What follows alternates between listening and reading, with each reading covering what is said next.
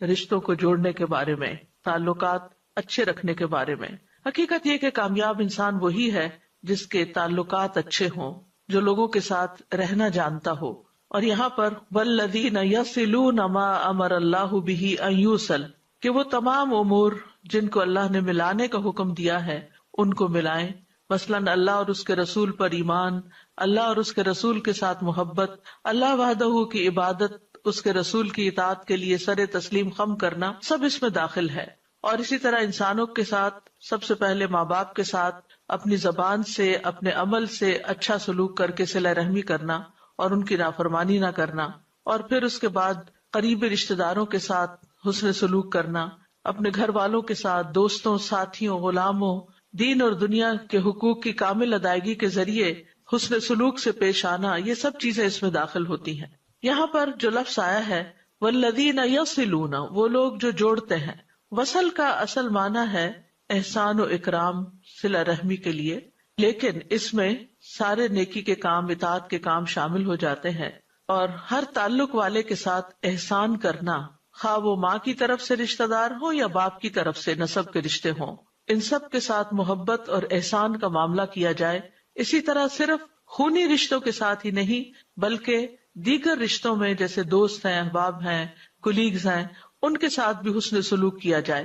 اور ایمان والے تو نہ صرف یہ کہ مسلمانوں کے ساتھ اچھا سلوک کرتے ہیں، تعلقات اچھے رکھتے ہیں، بلکہ نبی صلی اللہ علیہ وسلم نے تو مشرک والدین کے ساتھ بھی صلہ رحمی کا حکم دیا، جیسا کہ حضرت اسماء بنت ابی بکر کے واقعے میں آتا ہے۔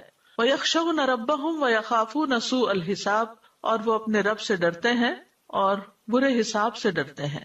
کیوں ڈرتے ہیں؟ کہ ہم سے اپنے فرائض کو ادا کرنے میں کہیں کوئی کوتاہی نہ ہو گئی ہو، اور پھر کہیں ہمارا برا حساب نہ ہو، یعنی شدید حساب نہ ہو۔ قیامت کے دن کی ہولناکیوں سے ڈرتے ہیں، حساب کتاب کی باریکیوں سے ڈرتے ہیں۔ اور برے حساب سے مراد فرقت کہتے ہیں کہ مجھ سے ابراہیم نے پوچھا کہ کیا تم جانتے ہو کہ برا حساب کس کو کہتے ہیں؟ برا حساب وہ ہے جس میں ہر چیز کی پوچھ گچھ کی جائے، پورا آڈٹ ہو اور پورا احاطہ کیا جائے معاملات کا، عبادات کا، اور اس میں تنقید بھی کی جائے، اور جس سے یہ حساب کیا گیا اس کو تو عذاب دیا جائے گا۔ تو یہاں پر اللہ سبحانہ وتعالیٰ کے لیے خشیت کا لفظ آیا ہے اور آخرت کے حساب کے لیے خوف کا لفظ آیا ہے۔ دونوں میں فرق یہ ہے کہ خشیت میں تعظیم بھی شامل ہوتی ہے، اور بعض علماء کہتے ہیں کہ خشیت سے مراد شدید ترین خوف ہے، کہ اللہ سے بہت زیادہ ڈرتے ہیں۔ اور اس کے بارے میں صحیح مسلم میں آپ نے فرمایا کہ تم اللہ سے اس طرح ڈرو گویا کہ تم اللہ کو دیکھ رہے ہو۔ اگر یہ مرتبہ حاصل نہ ہو تو کم از کم اتنا یقین رکھو کہ اللہ تم کو دیکھ رہا ہے۔ اور اہل ایمان جو ہے وہ آخرت کے دن سے خوف کھاتے ہوئے نیک اعمال کرتے ہیں، جیسا کہ قرآن مجید میں بھی آتا ہے رجال لا تلہیہم تجارۃ ولا بیع عن ذکر اللہ واقام الصلاۃ وایتاء الزکاۃ یخافون یوما تتقلب فیہ القلوب والابصار، وہ مرد جنہیں اللہ کے ذکر اور نماز قائم کرنے اور زکوٰۃ دینے سے نہ کوئی تجارت غافل کرتی ہے اور نہ کوئی خرید و فروخت، وہ اس دن سے ڈرتے ہیں جس میں دل اور آنکھیں الٹ جائیں گی۔ اسی طرح یوفون بالنذر ویخافون یوما کان شرہ مستطیرا، جو اپنی نظر پوری کرتے ہیں اور اس دن سے ڈرتے ہیں جس کی مصیبت بہت زیادہ پھیلی ہوئی ہوگی۔ یعنی مومن سارے نیک کام کرنے کے بعد، اللہ تعالیٰ کے حقوق ادا کرنے کے بعد اور بندوں کے حقوق ادا کرنے کے بعد، صلہ رحمی کرنے کے بعد بھی ڈرتے رہتے ہیں، کیونکہ آخرت کا دن کوئی معمولی دن نہیں، وہ حساب کتاب کا دن ہے اور اس میں انسانوں کی حالت غیر ہوگی۔ اس لیے وہ ڈرتے ہیں کہ کہیں ہم سے زیادہ حساب نہ لیا جائے، کیونکہ جس سے پوچھ لیا گیا اس کے پاس تو کوئی جواب نہیں ہو سکتا پھر۔ اور جہاں تک صلہ رحمی کا تعلق ہے، جو کہ آج کی ہماری گفتگو کا موضوع ہے، تو صلہ رحمی جو ہے صلہ سے ہے۔ صلہ کہتے ہیں ایک چیز کو دوسری چیز کے ساتھ ملانا حتیٰ کہ وہ اس سے چمٹ جائے، اور اس کی ضد جو ہے ہجران ہے، یعنی چھوڑ دینا۔ ابن منظور نے لغوی اور اصطلاحی معنوں کے درمیان تعلق کو واضح کرتے ہوئے کہا کہ یہ ایک کنایہ ہے ان رشتہ داروں پر احسان کرنے کے بارے میں جو نسبی اور سسرالی ہوں، نسبی جو ماں باپ کی طرف سے ہوں اور سسرالی جو ساس سسر کے رشتے میں سے رشتہ دار بنے، ان پر شفقت کرنا اور ان کے ساتھ نرمی سے پیش آنا اور ان کے احوال کی رعایت کرنا، خواہ وہ دور کے رشتہ دار ہوں یا وہ بدسلوکی کرتے ہوں۔ یعنی صلہ رحمی میں صرف ماں کی طرف کے رشتہ دار شامل نہیں ہیں کیونکہ رحم سے تعلق جوڑا جاتا ہے اس کا، تو پھر صرف سمجھا جاتا ہے شاید ماں ہی کے طرف سے جو رشتے دار ہے، نہیں، اس میں باپ کی طرف سے بھی حسب نسب جو بھی انسان کا ہے، اور پھر صرف والدین ہی نہیں بلکہ سسرال بھی، یعنی میکا ہی نہیں، سسرال کے ناطے سے بھی جو رشتے بنتے ہیں وہ بھی شامل ہے، اور پھر اس میں دور کے رشتے دار بھی شامل ہیں اور قریب کے بھی شامل ہیں، اور وہ بھی شامل ہے جو ہم سے اچھا سلوک کرتے ہیں اور وہ بھی شامل ہے جو ہم سے اچھا سلوک نہ کریں۔ تو صلہ رحمی کے برعکس ایک لفظ استعمال ہوتا ہے قطع رحمی، اور وہ ان تمام چیزوں کے برعکس کو کہتے ہیں۔ گویا جب وہ ان پہ احسان کرتا ہے تو اپنے اور ان کے درمیان قرابت داری اور سسرالی رشتہ داری اور جائز صلے اور عطیے کو ملاتا ہے، اور قطع رحمی میں کاٹتا ہے۔ صلہ رحمی کی ایک اور جامع تعریف یوں کی گئی ہے کہ صلہ رحمی کا مطلب یہ ہے کہ جتنا ہو سکے رشتہ داروں کو خیر پہنچائی جائے، اور حسب طاقت جتنا ہو سکے ان سے شر کو دور کیا جائے۔ یعنی صلہ رحمی کا لفظ چونکہ عربی کا لفظ ہے تو عام طور پر لوگ سمجھتے نہیں کہ پھر کرنا کیا ہے، تو کرنے میں یہ ہے کہ اپنے اور سسرالی رشتہ داروں کو جو بھی خیر پہنچا سکتے ہو، جو جو کچھ اللہ نے تمہیں دیا ہے وہ ان تک پہنچاؤ، اور انہیں اگر کوئی تکلیف آ گئی تو اس تکلیف کو ان سے دور کرو۔ یہ ہے صلہ رحمی۔ امام نووی کہتے ہیں صلہ رحمی رشتہ داروں پر اس انداز میں احسان کرنا ہے کہ وہ صلہ رحمی کرنے والے کے اور جس کے ساتھ صلہ رحمی کی جا رہی ہے اس کے حالات کے مناسب ہو۔ کبھی یہ مال کے ذریعے ہوتی ہے، کبھی خدمت کرنے سے، کبھی صرف ملاقات اور سلام کرنے سے ہوتی ہے۔ ابن قیم کہتے ہیں کہ صلہ رحمی یہ نہیں کہ رشتہ داروں کو اس حال میں چھوڑ دیا جائے کہ وہ بھوک اور پیاس اور برہنگی سے تباہ ہو رہے ہوں اور ان کا رشتہ دار بہت زیادہ مالدار ہو، اور صلہ رحمی واجب ہے خواہ رشتہ دار کافر ہی کیوں نہ ہو اور اس کا دین کے ساتھ کوئی تعلق نہ ہو، پھر بھی اس کے ساتھ صلہ رحمی کرنی چاہیے۔ یعنی اگر صلہ رحمی کرنے والا دین سے تعلق رکھتا ہے اور نہ کرنے والا دین سے تعلق نہیں رکھتا پھر بھی صلہ رحمی کرو۔ اسی طرح یہ بھی کہا گیا ہے کہ فوائد کا تبادلہ کرنا، یعنی ایک دوسرے کو صرف فائدہ پہنچانا ہی صلہ رحمی نہیں، یہ کہ اگر تمہارے رشتہ دار تمہارے ساتھ صلہ رحمی کرے تو تم بھی ان کے ساتھ صلہ رحمی کرو، اور اگر وہ تم سے دور چلے جائے تو تم بھی دور چلے جاؤ۔ یہ صلہ رحمی کی صفت نہیں، یہ تو ایک دوسرے کو بدلہ دینا ہے، یعنی یہ تو آپ نے بدلہ دیا، کسی نے آپ سے اچھا کیا آپ نے بدلے میں اچھا کر دیا، یعنی یہ تو فوائد کا تبادلہ ہو گیا۔ لیکن صلہ رحمی کا معاملہ ان تمام چیزوں سے بلند ہے۔ عبداللہ ابن عمرو رضی اللہ عنہ کہتے ہیں کہ نبی صلی اللہ علیہ وسلم نے فرمایا، کسی کام کا بدلہ دینا صلہ رحمی کرنا نہیں، بلکہ صلہ رحمی کرنے والا وہ شخص ہے کہ جب اس کے ساتھ صلہ رحمی والا معاملہ ختم کر دیا جائے وہ پھر بھی صلہ رحمی کرے۔ سلیمان بن موسیٰ کہتے ہیں ابن محیریز سے کہا گیا کہ رشتہ داروں کا کیا حق ہے؟ انہوں نے کہا اگر رشتہ دار آپ کی طرف آئے تو ان کا استقبال کیا جائے، ویلکم کیا جائے، اور اگر وہ پیٹھ پھیر کے جائیں تو ان کے پیچھے جایا جائے۔ یہ نہیں کہنا چاہیے کہ تم روٹھے ہم چھوٹے، بلکہ اگر وہ روٹ بھی جائیں تو انہیں منایا جائے۔ قرطبی کہتے ہیں کہ صلہ رحمی کی دو قسمیں ہوتی ہیں، یعنی وہ رشتہ داری جس کو ملایا جاتا ہے، نمبر 1 یہ عام ہوتی ہے اور نمبر 2 یہ خاص ہوتی ہے۔ عام صلہ رحمی جو ہے یہ دین پر مبنی ہے، یعنی کسی صاحب ایمان کے ساتھ تعلق ہونا، ضروری نہیں کہ وہ رشتہ دار ہی ہو، کیونکہ ہم سب آدم کی اولاد ہیں، اور آدم کی اولاد ہونے کی حیثیت سے ہم کسی نہ کسی جگہ جا کر ضرور رشتے میں مل جاتے ہیں، ہم کسی نہ کسی درجے پر سب ایک دوسرے کے رشتہ دار ہی ہیں کیونکہ ہم آدم کی اولاد ہیں۔ تو عام رشتہ داری یا صلہ رحمی کیا ہے کہ انسان کسی بھی انسان کے ساتھ حسن سلوک کرے، چاہے وہ خون کا رشتہ ہو یا سسرال کا ہو یا نہ ہو، یعنی کسی صاحب ایمان کے ساتھ تعلق ہونا، بس اس کو باہمی محبت اور خیر خواہی اور عدل و انصاف اور واجب اور مستحق حقوق بجا لانے کے ساتھ ملانا واجب ہے۔ اور خاص صلہ رحمی یہ ہے کہ آپ ان تمام چیزوں کے ساتھ خرچ کو بڑھا دیں اور ان کے حالات کی خبر گیری کرتے رہیں اور ان کی غلطیوں کو نظر انداز کرتے رہیں۔ یعنی خاص صلہ رحمی کیا ہے کہ جو آپ ان کو دے رہے ہیں اس میں اضافہ کرتے رہیں، اگر اللہ نے آپ کو زیادہ دیا تو آپ بھی ان کو آگے آگے زیادہ دیتے رہیں اور ان کے حالات کی خبر گیری کرتے رہیں کہ وہ کس حال میں ہیں اور ان کی غلطیوں کو معاف کرتے رہیں۔ کتنا خوبصورت ہے صلہ رحمی کا یہ انداز۔ قرآن مجید میں کئی ایک مقامات پر صلہ رحمی کی تلقین کی گئی ہے۔ سورۃ البقرہ میں بنی اسرائیل کو حکم دیا گیا، یعنی صرف ہمیں نہیں یہ حکم بلکہ پچھلی شریعتوں میں بھی یہ حکم دیا گیا تھا۔ وَإِذْ أَخَذْنَا مِيثَاقَ بَنِي إِسْرَائِيلَ لَا تَعْبُدُونَ إِلَّا اللَّهَ وَبِالْوَالِدَيْنِ إِحْسَانًا وَذِي الْقُرْبَى وَالْيَتَامَى وَالْمَسَاكِينِ وَقُولُوا لِلنَّاسِ حُسْنًا وَأَقِيمُوا الصَّلَاةَ وَآتُوا الزَّكَاةَ ثم تولیتم الا قلیلا منکم وانتم معرضون، اور جب ہم نے بنی اسرائیل سے پختہ عہد لیا کہ تم اللہ کے سوا کسی کی عبادت نہ کرو گے، اور ماں باپ اور قرابت والے اور یتیموں اور مسکینوں سے احسان کرو گے، اور لوگوں سے اچھی بات کہو، نماز قائم کرو اور زکوٰۃ دو، پھر تم اس سے پھر گئے مگر تم میں سے تھوڑے، اور تم منہ پھیرنے والے ہو۔ اور یہ صرف بنی اسرائیل کا حال نہیں، آج امت مسلمہ کا بھی یہی حال ہے کہ ہمیں عمومی طور پر لوگوں کے درمیان تعلقات خراب نظر آتے ہیں، رشتے کمزور نظر آتے ہیں، اور دوسروں کے ساتھ احسان اور بھلائی کے رویے بہت کم دیکھنے میں ملتے ہیں۔ اگر تمام انسان جن کو اللہ نے دیا ہے وہ دینے والے بن جائیں اور اللہ کی مخلوق کا خیال رکھنے والے ہوں، تو دنیا میں شاید نہ کوئی بھوکا ہو اور نہ ہی کوئی ضرورت مند اس طرح کا ہو کہ وہ گھٹ گھٹ کے اور سسک کے علاج کے لیے مر جائے یا کسی اور ضرورت کے لیے دن رات پریشان رہتا ہو۔ اسی طرح سورۃ النساء میں بھی حکم دیا گیا، وَاعْبُدُوا اللَّهَ وَلَا تُشْرِكُوا بِهِ شَيْئًا وَبِالْوَالِدَيْنِ إِحْسَانًا وَبِذِي الْقُرْبَى وَالْيَتَامَى وَالْمَسَاكِينِ وَالْجَارِ ذِي الْقُرْبَى وَالْجَارِ الْجُنُبِ وَالصَّاحِبِ بِالْجَنبِ وَابْنِ السَّبِيلِ وَمَا مَلَكَتْ أَيْمَانُكُمْ إِنَّ اللَّهَ لَا يُحِبُّ مَنْ كَانَ مُخْتَالًا فَخُورًا۔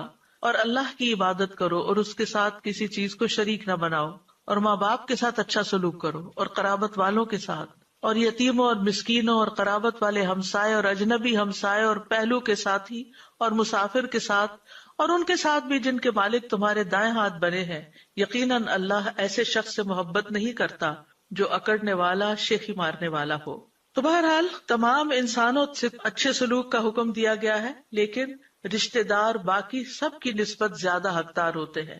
سورۃ انفال میں آتا ہے وَأُولُو الْأَرْحَامِ بَعْضُهُمْ أَوْلَىٰ بِبَعْضٍ فِي كِتَابِ اللَّهِ إِنَّ اللَّهَ بِكُلِّ شَيْءٍ عَلِيمٌ، اور رشتہ دار اللہ کی کتاب میں ایک دوسرے کے زیادہ حقدار ہیں، بے شک اللہ ہر چیز کو خوب جاننے والا ہے۔ ایمان لانے کے بعد اللہ کو جو محبوب ترین عمل ہے وہ صلہ رحمی ہے۔ خثعم قبیلہ کے ایک آدمی سے روایت ہے، وہ کہتے ہیں کہ میں نبی صلی اللہ علیہ وسلم کے پاس آیا جبکہ آپ اپنے صحابہ کے پاس بیٹھے ہوئے تھے۔ میں نے کہا، آپ ہیں جو یقین رکھتے ہیں کہ آپ اللہ کے رسول ہیں؟ آپ نے فرمایا ہاں۔ میں نے کہا، اللہ کے رسول کون سے اعمال اللہ کو زیادہ محبوب ہیں؟ آپ نے فرمایا اللہ پر ایمان۔ میں نے کہا، اللہ کے رسول پھر کون سا عمل؟ آپ نے فرمایا صلہ رحمی۔ میں نے کہا، اللہ کے رسول پھر کون سا عمل؟ آپ نے فرمایا نیکی کا حکم دینا اور برائی سے روکنا۔ میں نے کہا، اللہ کے رسول کون سے اعمال اللہ کو سب سے زیادہ ناپسند ہے؟ آپ نے فرمایا اللہ کے ساتھ شرک کرنا۔ میں نے کہا، اللہ کے رسول پھر کون سا عمل؟ آپ نے فرمایا قطع رحمی، یعنی رشتے کاٹنا، لوگوں سے تعلقات کاٹ لینا۔ میں نے کہا، اللہ کے رسول پھر کون سا عمل؟ آپ نے فرمایا برائی کا حکم دینا اور نیکی سے روکنا۔ اسی طرح درجے کے لحاظ سے بدترین ہے وہ لوگ کہ جو لوگوں کا حق نہ پہچانے، صلہ رحمی نہ کریں۔ ابو کبشہ انماری سے روایت ہے، وہ کہتے ہیں کہ میں نے رسول اللہ صلی اللہ علیہ وسلم کو فرماتے ہوئے سنا، دنیا 4 قسم کے لوگوں کی ہے۔ ایک وہ آدمی جسے اللہ نے مال اور علم سے نوازا ہو، وہ اس بارے میں اپنے رب سے ڈرتا ہو، صلہ رحمی کرتا ہو اور اس میں اللہ عز و جل کا حق پہچانتا ہو، اس کا درجہ سب سے اونچا ہے۔ دوسرا وہ آدمی جسے اللہ عز و جل نے علم عطا فرمایا ہو لیکن مال نہ دیا ہو، اور وہ کہتا ہو کہ اگر میرے پاس بھی مال ہوتا تو میں بھی اس شخص کی طرح عمل کرتا۔ آپ نے فرمایا یہ دونوں اجر و ثواب میں برابر ہے، یعنی جو اچھی نیت رکھتا ہے وہ اچھا کام کرنے والے کے برابر ہو جاتا ہے۔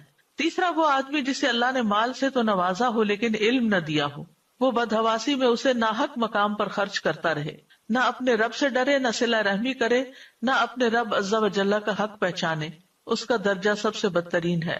چوتھا وہ آدمی جسے اللہ نے نہ مال سے نوازا نہ علم سے، اور یہ کہتا ہو کہ اگر میرے پاس بھی فلاں شخص کی طرح مال ہوتا تو میں بھی اس شخص کی طرح کے کاموں میں خرچ کرتا، یہ دونوں گناہ میں برابر ہیں۔ یعنی اگر کسی بری مثال کو اپنے سامنے رکھتا ہے تو پھر اسی درجے میں آ جاتا ہے۔ تو بدترین انسان کس کو کہا گیا؟ جو نہ رب سے ڈرے، نہ صلہ رحمی کرے، نہ رب کا حق پہچانے کہ مجھے کس طرح کی عبادت اور کیسے کرنی چاہیے، اور جو شخص اس کو آئیڈیل بنا لے وہ بھی اس کے ساتھ ہی ہے۔ پھر رسول اللہ صلی اللہ علیہ وسلم کو جو دین دے کر بھیجا گیا، جو تعلیمات دے کر بھیجی گئی، ان میں ہمیں صلہ رحمی کا خاص حصہ ملتا ہے۔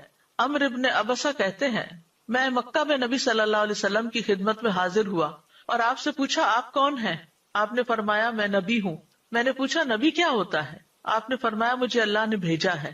میں نے کہا آپ کو کیا پیغام دے کر بھیجا ہے؟ آپ نے فرمایا اللہ نے مجھے صلہ رحمی کرنے، بتوں کو توڑنے، اللہ کو ایک قرار دینے اور اس کے ساتھ کسی کو شریک نہ ٹھہرانے کا پیغام دے کر بھیجا ہے۔ اسی طرح نبی صلی اللہ علیہ وسلم نے صلہ رحمی کا تاکیدی حکم بھی دیا۔ ابو ذر رضی اللہ عنہ کہتے ہیں میرے خلیل نے مجھے 7 باتوں کا حکم دیا ہے، یہ کہ میں قرابت دار سے تعلق قائم رکھوں اگرچہ وہ پیٹھ پھیرے، اگرچہ وہ ہم سے اچھا سلوک نہ کرے پھر بھی اس سے رشتہ جوڑ کے رکھوں۔ اسی طرح ایک اور جگہ پر فرمایا اتقوا اللہ وصلوا ارحامکم، اللہ کا تقوی اختیار کرو اور صلہ رحمی کرو۔ یہاں آپ دیکھ رہے ہیں کہ متعدد بار یہ بات ملتی ہے کہ اللہ سے ڈرو اور صلہ رحمی کرو، یا اللہ سے ڈرتے ہیں اور صلہ رحمی کرتے ہیں۔ تو حقیقت یہ ہے کہ جو لوگ اللہ سے ڈرتے ہیں وہی رشتوں کو نبھا سکتے ہیں، کیونکہ جن قریبی لوگوں کے ساتھ انسان رہتا ہے یا ان کے درمیان میں رہتا ہے تو ان سے بہت دفعہ اختلاف بھی ہوتا ہے، بہت دفعہ ان کے ساتھ آرگیومنٹس ہو جاتے ہیں، بدمزگی ہو جاتی ہے، بدگمانیاں ہو جاتی ہیں، لڑائی جھگڑے ہو جاتے ہیں، تو انسان پھر اپنے دل میں گرج پال لیتا ہے، بغض رکھ لیتا ہے۔ تو اس سے نکلنے کے لیے بہت ضروری ہے کہ انسان کے اوپر اللہ کا ڈر ہو، کیونکہ جو اللہ سے ڈرتا ہے وہی رشتوں کو نبھا سکتا ہے۔ اگر اللہ سے نہ ڈرا جائے، انسان اگر اپنی خواہش نفس پہ چلنے لگے تو پھر انسان کے حالات میں بہتری نہیں آ سکتی۔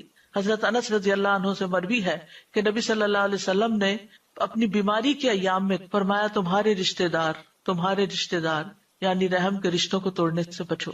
صلہ رحمی کرنے کا جب حکم ملتا ہے اور اتنی تاکید ملتی ہے تو بعض اوقات ہم یہ سوچنے لگتے ہیں کہ شاید اس سے مراد دوسروں کو فائدہ پہنچانا ہے یا دوسروں کا فائدہ ہے، لیکن حقیقت یہ ہے کہ یہ انسان کے اپنے حق میں بہت فائدہ مند ہے۔ جو انسان جوڑنے والا ہوتا ہے، جو انسان دینے والا ہوتا ہے، وہی پانے والا ہوتا ہے، اسی کو خیر ملتی ہے۔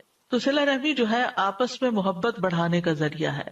ابن عمر کہتے ہیں جو اپنے رب کا تقوی اختیار کرے اور صلہ رحمی کرے اس کی موت میں تاخیر کر دی جاتی ہے، یعنی عمر لمبی ملتی ہے اس کو، اور اس کے مال میں اضافہ کر دیا جاتا ہے، اور اس کے گھر والے اس سے محبت کرنے لگتے ہیں۔ اب یہ وہ چیزیں ہیں جو ہم سب کی خواہش اور تمنا ہے کہ ہمیں لمبی زندگی ملے، مال زیادہ ملے، گھر والوں کی محبت ملے، شوہر کی محبت ملے، بچوں کی محبت ملے۔ تو اس کے لیے انسان کو اپنے نفس کے خلاف جا کر ایسے لوگوں کے ساتھ احسان کرنے کی ضرورت ہے کہ جو ہمارے ساتھ اچھا نہیں کرتے، جو ہم سے دور بھاگتے ہیں، جو ہمارا خیال نہیں رکھتے، جو ہمیں نہیں پوچھتے ہماری مشکلات میں، ان کے ساتھ پھر احسان کیا جائے، اچھا سلوک کیا جائے۔ حضرت انس کہتے ہیں میں نے رسول اللہ صلی اللہ علیہ وسلم سے سنا، آپ نے فرمایا جس شخص کو پسند ہو کہ اس کے رزق میں وسعت ہو یا اس کی عمر دراز ہو تو اسے چاہیے کہ وہ صلہ رحمی کرے۔ انس بن مالک سے مسند احمد کی روایت ہے جس شخص کو یہ بات پسند ہو کہ اس کی عمر میں برکت اور رزق میں اضافہ ہو جائے اسے چاہیے کہ اپنے والدین کے ساتھ نیکی کرے اور صلہ رحمی کیا کرے۔ رسول اللہ صلی اللہ علیہ وسلم نے فرمایا جس نیکی کا بہت جلد اجر مل جاتا ہے، جلدی صلہ ملتا ہے، وہ صلہ رحمی ہے۔ یعنی کچھ نیکی آپ کرتے ہیں تو ان کا بدلہ آپ کو آخرت میں ملے گا، کچھ نیکی آپ ایسے کرتے ہیں ان کا صلہ آپ کو دنیا میں بھی ملتا ہے، آخرت میں بھی ملتا ہے۔ تو جس نیکی کا بدلہ انسان کو جلد یعنی دنیا میں بھی مل جاتا ہے وہ کیا ہے؟ صلہ رحمی۔ یہاں تک کہ کچھ گھرانوں کے لوگ فاجر و فاسق ہوتے ہیں، یعنی دین میں نہیں ہوتے، لیکن وہ صلہ رحمی کرتے ہیں تو ان کے مال بڑھ جاتے ہیں اور ان کے افراد کی کثرت ہو جاتی ہے، یعنی خاندان بھی بڑھ جاتا ہے اور مال بھی بڑھ جاتا ہے۔ اسی طرح ایک اور روایت میں آتا ہے، ابو ہریرہ کہتے ہیں کہ نبی صلی اللہ علیہ وسلم نے فرمایا 3 چیزیں برحق ہیں۔ نمبر 1، جس بندے پر ظلم ہو اور وہ اللہ کی خاطر اس پہ خاموشی اختیار کر لے، اللہ اپنی مدد کے ذریعے اس کی عزت میں اضافہ کرتا ہے۔ نمبر 2، جو آدمی صلہ رحمی کے لیے جود و سخا کا دروازہ کھولتا ہے تو اللہ اس کے مال میں اتنا ہی اضافہ کر دیتا ہے، یعنی کم نہیں ہونے دیتا اس کے مال کو۔ اور جو آدمی اپنے اوپر مانگنے کا دروازہ کھولتا ہے تاکہ اپنا مال بڑھا لے تو اللہ عز و جل اس کی قلت میں اور اضافہ کر دیتا ہے۔ اور پھر یہ بھی ہے کہ رشتہ دار کو دینے کا دگنا اجر ملتا ہے۔ سلمان بن عامر کہتے ہیں نبی صلی اللہ علیہ وسلم نے فرمایا بے شک مسکین آدمی کو صدقہ دینا صرف صدقہ ہے، جبکہ قرابت دار کو صدقہ دینا صدقہ بھی ہے اور صلہ رحمی بھی ہے، دوہرا اجر ہے۔ عمر بن دینار کہتے ہیں جان لو کہ فرض نماز ادا کرنے کے لیے اٹھائے جانے والے قدم کے بعد رشتہ داری کو ملایا جانے والا قدم اجر میں سب سے زیادہ بڑا ہے۔ یعنی نماز کے لیے اٹھتے ہو اور آگے جاتے ہو تو اسی طرح اگر کسی رشتہ دار کے لیے اٹھ کے اس کو ویلکم کرتے ہو یا اس کی خدمت کے لیے جاتے ہو یا اس کی خیر خبر کرتے ہو تو یہ قدم اللہ سبحانہ تعالیٰ کو پسند ہے اور اجر میں بہت بڑا ہے۔ طیبی کہتے ہیں کہ اللہ دنیا میں رشتہ داری ملانے والے کے اثر کو لمبی دیر تک باقی رکھتا ہے تو وہ جلدی کمزور نہیں پڑتا جیسے کہ رشتہ داری کاٹنے والے کے اثرات کمزور پڑ جاتے ہیں، یعنی انفلوئنس نہیں کر سکتا جو رشتے کاٹے۔ صلہ رحمی دنیا میں بھی کام آتی ہے اور قبر میں بھی کام آئے گی۔ نبی صلی اللہ علیہ وسلم نے فرمایا میت کو جب اس کی قبر میں رکھا جاتا ہے تو وہ ان کے پلٹ جانے کے وقت ان کے جوتوں کی آواز سنتی ہے، سو اگر وہ مومن ہوتا ہے تو نماز اس کے سرہانے ہوتی ہے، روزہ اس کی دائیں طرف ہوتا ہے، زکوٰۃ اس کی بائیں طرف ہوتی ہے، اور دیگر نیک کام صدقہ، صلہ رحمی، نیکی اور لوگوں سے اچھائی اس کے دونوں پاؤں کے پاس ہوتے ہیں۔ تو اس سے کیا پتہ چلتا ہے کہ قبر میں اگر عذاب آنے لگے تو صلہ رحمی جو ہے وہ پروٹیکشن کا کام دیتی ہے، اور وہ کہتے ہیں کہ میری طرف آنے کا کوئی راستہ نہیں ہے۔ پھر اسی طرح آخرت میں بھی جو لوگ ایمان لائے اور ان کی اولاد کسی بھی درجے میں ایمان کے ساتھ ان کے پیچھے چلی تو اللہ تعالیٰ فرماتے ہیں ہم ان کی اولاد کو ان کے ساتھ ملا دیں گے اور ان سے ان کے عمل میں کچھ کمی نہ کریں گے۔ ہر آدمی اس کے عوض جو اس نے کمایا گروی رکھا ہوا ہے، ہر آدمی جو اس نے کمایا اس کے عوض گروی رکھا ہوا ہے، یعنی اس کی جان نہیں چھوٹ سکتی جب تک کہ وہ اپنی جان کا کوئی تاوان نہ دے دے۔ اسی طرح یہ کہ صلہ رحمی جنت میں لے جانے والا عمل ہے۔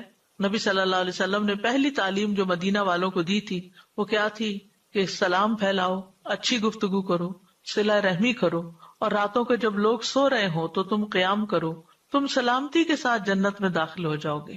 اس کے برعکس جو دوسرا رویہ ہوتا ہے جس میں انسان رشتہ داروں کو پوچھتا بھی نہیں ہے، ان کی خیر خیریت بھی نہیں لیتا، وہ ہے قطع رحمی، رشتوں کو کاٹنا۔ سورۃ البقرہ میں اللہ تعالیٰ فرماتے ہیں جو اللہ کے عہد کو اس کے مضبوط باندھ دینے کے بعد توڑ دیتے ہیں اور جس چیز کا اللہ نے جوڑنے کا حکم دیا اس کو کاٹ ڈالتے ہیں اور زمین میں فساد کرتے ہیں، یہی لوگ دراصل خسارہ پانے والے ہیں۔ یاد رکھیے رشتوں کو کاٹنا اللہ کی لعنت کا مستحق بناتا ہے انسانوں کو۔ والذین ینقضون عہد اللہ من بعد میثاقہ ویقطعون ما امر اللہ بہ ان یوصل ویفسدون فی الارض اولئک لہم اللعنۃ وَلَهُمْ سُوءُ الدَّارِ، اور وہ لوگ جو اللہ کے عہد کو پختہ کرنے کے بعد توڑ دیتے ہیں اور اس چیز کو کاٹ دیتے ہیں جس کے متعلق اللہ نے حکم دیا کہ اسے ملایا جائے اور زمین میں فساد کرتے ہیں، یہی لوگ ہیں جن کے لیے لعنت ہے اور انہی کے لیے اس گھر کی خرابی ہے۔ میمون بن مہران کہتے ہیں کہ مجھے عمر بن عبدالعزیز نے کہا کہ رشتہ داری توڑنے والے کا ساتھی نہ بن، اس سے دوستی نہ کر، کیونکہ اللہ سبحانہ وتعالیٰ نے قرآن کی 2 آیات میں ایسے شخص پہ لعنت فرمائی ہے، تو جو شخص لعنت کا مستحق ہو اس سے تعلق نہ رکھو، کیونکہ وہ تمہاری طرف بھی آ جائے گی۔ جس نے رشتوں کو توڑا اللہ اس کو توڑے گا، اور جس نے رشتوں کو ملایا اللہ اس کو ملا دے گا۔ اسی طرح قطع رحمی اعمال کی قبولیت کے راستے میں رکاوٹ بنتی ہے۔ ابو ہریرہ رضی اللہ عنہ سے روایت ہے، وہ کہتے ہیں میں نے رسول اللہ صلی اللہ علیہ وسلم کو فرماتے ہوئے سنا، یقیناً بنی آدم کے اعمال ہر جمعرات کو پیش کیے جاتے ہیں اور کسی قطع رحمی کرنے والے کے عمل کو قبول نہیں کیا جاتا، یعنی جو رشتوں کو کاٹتا ہے اس کے باقی نیک اعمال بھی قبول نہیں ہوتے۔ تو آپ دیکھیے کتنا خسارے کا سودا ہے۔ ناراضگیاں ہو جاتی ہیں، ایک دوسرے سے تعلقات خراب ہو جاتے ہیں، لیکن انسان کو معاف کر کے پھر دوسرے کے ساتھ حسن سلوک کرتے رہنا چاہیے، اسی میں انسان کی بھلائی ہے۔ قطع رحمی دنیاوی تنگی کا باعث بھی بنتی ہے۔ نبی صلی اللہ علیہ وسلم نے فرمایا جس نے قطع رحمی کی یا جھوٹی قسم اٹھائی وہ مرنے سے پہلے اس کا وبال دیکھ لے گا، دنیا میں ہی ملنے والی سزا ہے اس کی، یعنی یہ ایسا گناہ ہے جس کی سزا دنیا میں ہی مل جاتی ہے انسان کو۔ نبی صلی اللہ علیہ وسلم نے فرمایا کوئی گناہ اس لائق نہیں ہے کہ اللہ اس کے کرنے والے کو جلدی دنیا میں سزا دے دے اور اس کے ساتھ ساتھ آخرت میں بھی اس سزا کو جمع رکھے، سوائے قطع رحمی کے، خیانت کے اور جھوٹ کے۔ یہ ایسی چیزیں ہیں کہ جن کی وجہ سے دنیا میں بھی انسان پر مصیبتیں آتی ہیں، اور رشتہ داروں کے ساتھ اگر انسان ظلم کرنے والا ہو تو وہ گناہ ویسے ہی معاف نہیں ہوگا۔ عام لوگوں کے ساتھ بھی تعلقات اچھے ہونے چاہیے، 3 دن سے زیادہ کسی کے ساتھ ناراضگی نہیں ہونی چاہیے۔ نبی صلی اللہ علیہ وسلم نے فرمایا کسی مسلمان کے لیے جائز نہیں کہ 3 دن سے زیادہ اپنے کسی مسلمان بھائی سے قطع تعلق رکھے۔ اگر دونوں ہی 3 دن سے زیادہ قطع کلامی کیے رہیں تو جب تک وہ اس حال پر رہیں گے حق سے دور رہیں گے۔ جو پہلے رجوع کر لے گا اس کا یہ پہل کرنا اس کے لیے کفارہ بن جائے گا۔ اگر اس نے دوسرے کو سلام کیا لیکن اس نے جواب نہ دیا تو سلام کرنے والے کو فرشتے جواب دیں گے اور رد کرنے والے کو شیطان۔ اگر وہ دونوں قطع تعلقی کی حالت میں مر گئے تو جنت میں اکٹھے کبھی نہ ہو سکیں گے۔ اسی طرح 1 سال تک قطع رحمی کیے رکھنا دوسرے کو قتل کرنے کے برابر ہے۔ رسول اللہ صلی اللہ علیہ وسلم نے فرمایا کسی مسلمان کے لیے حلال نہیں کہ اپنے بھائی کو 3 دن سے زائد چھوڑے رکھے، یعنی ناراض ہو کر. ویسے تو انسان اب جیسے آج کل لاک ڈاؤن ہے تو سب اپنے اپنے گھروں میں ہیں اور سب کو انسان جن جن کو جانتا ہے سب کو فون میسج بھی نہیں کر سکتا کیونکہ رمضان کے دن ہے. اگر ہم مصروف ہوتے ہیں تو دوسرے بھی مصروف ہوتے ہیں, عبادت کے دن ہیں, لیکن ان کے لیے دعائیں ہم کرتے ہیں, دعاؤں میں وہ یاد رہتے ہیں. تو اس طرح قطع رحمی نہیں ہوتی, قطع تعلقی نہیں ہوتی. لیکن یہ ہے کہ انسان کے لیے ناراض ہو کر کسی سے سلام دعا چھوڑ دینا یہ درست نہیں, یہ قطع رحمی ہوتی ہے. رسول اللہ صلی اللہ علیہ وسلم نے فرمایا کسی مسلمان کے لیے حلال نہیں کہ اپنے بھائی کو 3 دن سے زیادہ چھوڑے رکھے, بس جس نے 3 دن سے زائد چھوڑ دیا اور اسی حالت میں مر گیا تو وہ آگ میں جائے گا. قرب قیامت کی نشانیوں میں سے ایک نشانی بھی ہے.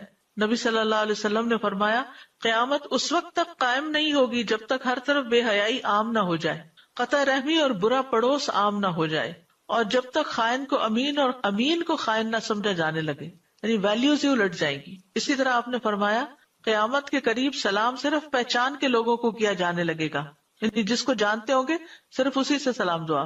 تجارت پھیل جائے گی حتیٰ کہ عورت بھی تجارتی معاملات میں اپنے خاوند کی مدد کرے گی. قطع رحمی ہونے لگے گی, لوگوں کے ٹیمپرامنٹس بڑے نازک ہو جائیں گے. چھوٹی چھوٹی بات پر منہ بسور لینا, بات چیت چھوڑ دینا, گھر سے نکل جانا, اوروں کو جا کے قصے سنانا, یہ سب اسی کے حصے ہیں. اور فرمایا جھوٹی گواہی دی جانے لگے گی, سچی گواہی کو چھپایا جائے گا اور قلم کا چرچا ہوگا. یعنی لکھنے والے بہت ہوں گے, چیزیں ہم فارورڈ تو بہت کرتے رہتے ہیں, لیکن پڑھنے والے اور عمل کرنے والے کم ہوں گے. پھر یہ جنت سے محروم کرنے والا فعل بھی ہے. نبی صلی اللہ علیہ وسلم نے فرمایا قطع رحمی کرنے والا جنت میں داخل نہ ہوگا. اب یہاں پر یہ بھی سمجھ لینا چاہیے کہ صلہ رحمی کے کچھ درجے ہیں اور وہ رشتہ داری کے اعتبار سے ہیں. یعنی صلہ رحمی انسان کی قدرت رشتہ داروں کی ضرورت کے مطابق مختلف بھی ہوگی. بعض صلہ رحمی واجب ہوتی ہے, بعض مستحب ہوتی ہے. اور اگر اس میں سے کوئی شخص کچھ بھی صلہ رحمی کرے لیکن اس کو مکمل طور پر بہت زیادہ ادا نہ کرے تو اس کو قطع رحمی کرنے والا نہیں کہا جائے گا. پھر یہ اصول بھی یاد رکھیے کہ جو جتنا قریبی ہو اس کے ساتھ صلہ رحمی کو مقدم رکھا جائے.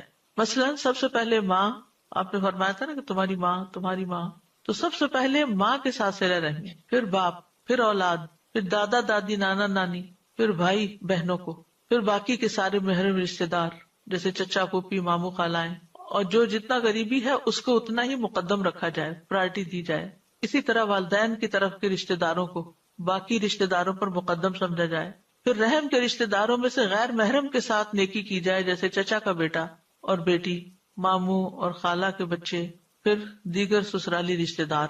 پھر آپ دیکھیے کہ صرف والدین نہیں, والدین کے دوستوں کے ساتھ بھی صلہ رحمی کرنی چاہیے. یعنی والدین کا حق تو ہے لیکن جن کے ساتھ ماں باپ اچھا سلوک کرتے ہوں یا ان سے دوستی ہو ان کا بھی حال حوال پوچھتے رہنا چاہیے. ابن عمر سے روایت ہے کہ جب وہ مکہ کی طرف جاتے تو اپنے گدھے کو ساتھ رکھتے, اونٹ کی سواری سے تھک جاتے تو گدھے پہ بیٹھ جاتے اور سر پہ عمامہ باندھ لیتے. ایک دفعہ آپ اپنے گدھے پر سوار تھے, ان کے پاس سے ایک دیہاتی آدمی گزرا تو ابن عمر نے اس سے پوچھا کیا تم فلاں کے بیٹے نہیں ہو؟ اس نے کہا کیوں نہیں. انہوں نے یعنی ابن عمر نے اپنا گدھا اور اس کو دے دیا کہ اس پہ سوار ہو جاؤ, پھر عمامہ دے دیا کہ اپنے سر پہ باندھ لو. تو بعض ساتھیوں نے کہا کہ اللہ آپ کو بخشے, آپ نے اس اعرابی کو اپنا گدھا بھی دے دیا اور عمامہ بھی دے دیا, جو سہولت کے لیے آپ دونوں چیزیں یوز کرتے تھے. ابن عمر نے کہا میں نے رسول اللہ صلی اللہ علیہ وسلم سے سنا, آپ فرماتے تھے بے شک نیکیوں میں سب سے بڑی نیکی آدمی کا اپنے باپ کی وفات کے بعد اس کے دوستوں سے اچھا سلوک کرنا ہے. اور اس دیہاتی کا باپ حضرت عمر کا دوست تھا. اب اس میں اسی طرح یہ ہے کہ جیسے آپ کے پاس مال ہو اور آپ نے مال تقسیم کرنا ہو تو پھر دینے میں جو قریبی رشتے دار ہوں گے ان کا حق زیادہ ہوگا, جو دور ہوتے جائیں گے وہ اسی اعتبار سے کم ہو جائیں گے. عطا ابن ابی رباح کہتے ہیں وہ درہم جو میں رشتے داروں کو دوں مجھے اس 1000 درہم سے زیادہ محبوب ہے جو میں محتاج لوگوں میں تقسیم کروں. یعنی اگر رشتے دار ضرورت مند ہے تو پہلے ان کو دیا جائے. پھر اسی طرح نان مسلم رشتے دار کے ساتھ بھی صلہ رحمی کرنی چاہیے. حضرت عمر رضی اللہ عنہ نے ایک دفعہ ایک ریشمی جبہ جو خریدا گیا تھا نبی صلی اللہ علیہ وسلم کے لیے, تو آپ نے اس کو پسند نہیں فرمایا کیونکہ وہ ریشمی تھا, تو حضرت عمر نے وہ اپنے مکے میں ایک بھائی کو بھیج دیا جو مسلمان نہیں تھا. تو بہرحال ہر قریبی اور دور والے رشتے کے ساتھ صلہ رحمی کرنی چاہیے. ابن عباس کہتے ہیں کہ اپنے حسب نسب یاد رکھو, رشتے یاد رکھو جن کے ساتھ تم صلہ رحمی کر سکو. خاص طور پر جو لوگ باہر کے ممالک میں رہتے ہیں وہ بیک ہوم اپنے جو رشتے دار ہیں, بہن بھائی ہیں, ان کے بچے ہیں, ماموں پھوپھی وغیرہ, ان سب کا تعارف اپنے بچوں کو ضرور کروائیں کہ کون کیا ہے. ابن عباس کہتے ہیں اپنے حسب نسب یاد رکھو تاکہ تم صلہ رحمی کر سکو. اگر رشتے ہی یاد نہیں ہوں گے تو رشتے داری کہاں سے نبھائی جائے گی. پھر فرمایا اگر رشتہ داروں کو صلہ رحمی کے ساتھ قریب کیا جائے تو وہ دور نہیں ہوتے اگرچہ وہ دور ہوں، اور رشتہ دار کو جب دور کر دیا جائے تو وہ قریب نہیں ہوتے اگرچہ وہ قریب ہی کیوں نہ ہو. اور ہر رشتہ داری قیامت کے دن اپنے ساتھی کے سامنے آئے گی اور وہ اس کے حق میں رشتہ داری ملانے کی گواہی دے گی اگر اس نے اس کو جوڑا ہوگا، اور اس کے خلاف کاٹنے کی گواہی دے گی اگر اس نے اس کو کاٹا ہوگا. اب کرنے کے کام کیا کیا ہے؟ سب سے پہلی بات یہ ہے کہ رشتہ داروں سے ملاقات کی جائے، لیکن اس طرح ملاقاتیں نہ شروع کر دیں کہ جس سے دوسرے کے کام کاج جو ہیں ان میں حرج آئے. رشتہ داروں سے ملاقات جو ہے یہ برکت کا ذریعہ ہوتی ہے. ابن تین کہتے ہیں کہ صلہ رحمی کی وجہ سے اطاعت کے کاموں کی توفیق ملتی ہے اور نیکیوں کا موقع ملتا ہے. نافرمانی سے بچتا ہے انسان، پھر انسان کا اچھا ذکر باقی رہتا ہے، گویا کہ اسے موت نہیں آئی، مرنے کے بعد بھی وہ یاد رہتا ہے. جن کے ساتھ وہ اچھا سلوک کرتا تھا وہ اس کو یاد رکھتے ہیں. تو پہلی چیز کیا ہے؟ ملاقات کرنا، کہ خود ملنے چلے جائیں. دوسری ہے وہ آئے تو مہمان نوازی کرنا. پھر تیسرا یہ کہ ان کی خبر رکھنا، خبر گیری کرنا، ان کے بارے میں پوچھتے رہنا، ان کو سلام کہنا، خواہ فون کر کے یا کسی کے ذریعے سلام بھیج کے یا کوئی میسج کر کے. چوتھی چیز ہے ان کو اپنا مال دیں. اگر رشتہ دار محتاج ہے تو صدقے کی صورت میں دیں، اگر محتاج نہیں تو تحفے کی شکل میں دیں، کیونکہ دگنا اجر ہے. نمبر 5 ان کے بڑوں کی عزت کریں اور ان کے کمزوروں پر شفقت کریں. نمبر 6 ان کے مرتبے کے اعتبار سے ان کو مقام دے، یعنی جو عمر میں بڑے ہیں، جو کسی مقام میں بڑے ہیں، اس اعتبار سے ان کا خیال رکھیں، یعنی اس مقام پر ان کو اتاریں جس کے وہ حقدار ہیں. اگر اللہ نے ان کو بلند مقام دیا دنیا میں تو آپ بھی اس کو پہچانیں. یہ نہیں کہ حسد کی وجہ سے انسان کہے کہ جو آگے نکل گیا دنیا میں کہ اس کی برائیاں بیان کرنا شروع کر دے یا اس کو حقیر کرنا شروع کر دے لوگوں کے سامنے. نمبر 7 ان کی خوشیوں میں ان کو مبارکباد پیش کرتے ہوئے شرکت کریں اور ان کے غموں میں ان کے ساتھ غمخواری کرتے ہوئے غمگساری کریں. بس شادی ہوئی ہے، اولاد ہوئی ہے، ملازمت ملی ہے یا کوئی اور اس طرح کے کام ہیں جو ان کو خوش کر رہے ہیں تو ان کی خوشی میں شریک ہو جائیں. اسی طرح اگر ان کا کوئی فوت ہو گیا یا نقصان ہو گیا تو صبر کی نصیحت کریں، ان کے غم کو ہلکا کرنے کی کوشش کریں. نمبر 8 بیمار ہو تو عیادت کریں. نمبر 9 جنازے میں پیچھے جائیں. نمبر 10 ان کی دعوت قبول کریں. بعض اوقات دلوں میں کچھ ناراضگیاں ہوتی ہیں، وہ بلاتے بھی ہیں تو نہیں جاتے، یہ قطع رحمی ہے. نمبر 11 ان کے بارے میں اپنے سینوں کو صاف کر لیں، بغض نہ چھپائیں. کہا گیا کہ ایسا شخص قوم کا سردار نہیں ہو سکتا جو اپنے دل میں کینہ رکھتا ہو. نمبر 12 ان کے کٹے ہوئے لوگوں میں صلح کرائیں، یعنی آپس میں اگر رشتہ دار کٹے ہوئے تو ان کو بھی جوڑنے کی کوشش کریں. نمبر 13 ان کے لیے دعا کریں، اور یہ تو سبھی کر سکتے ہیں اور ہر ایک کو ضرورت بھی ہے اس کی. اور نمبر 14 ان کو مناسب طریقے سے ہدایت کی طرف دعوت دیں، نیکی کا حکم دے، برائی سے روکیں، یعنی دین کی طرف بھی ان کو بلائیں. اور ہمیں یہ دعا ضرور کرنی چاہیے، اللہم الف بین قلوبنا واصلح ذات بیننا واہدنا سبل السلام ونجنا من الظلمات الى النور وجنبنا الفواحش ما ظہر منها وما بطن وبارک لنا فی اسماعنا وابصارنا وقلوبنا وازواجنا وذریاتنا وتب علینا انک انت التواب الرحیم وجعلنا شاکرین لنعمتک مثنین بہا قابلیہا واتمہا علینا. اے اللہ ہمارے دلوں میں محبت پیدا کر دے، یعنی ہمارے رشتوں میں، تعلقات میں، اور ہمارے آپس کے معاملات کی اصلاح کر دے، اور ہمیں سلامتی کے راستوں کی طرف رہنمائی فرما دے،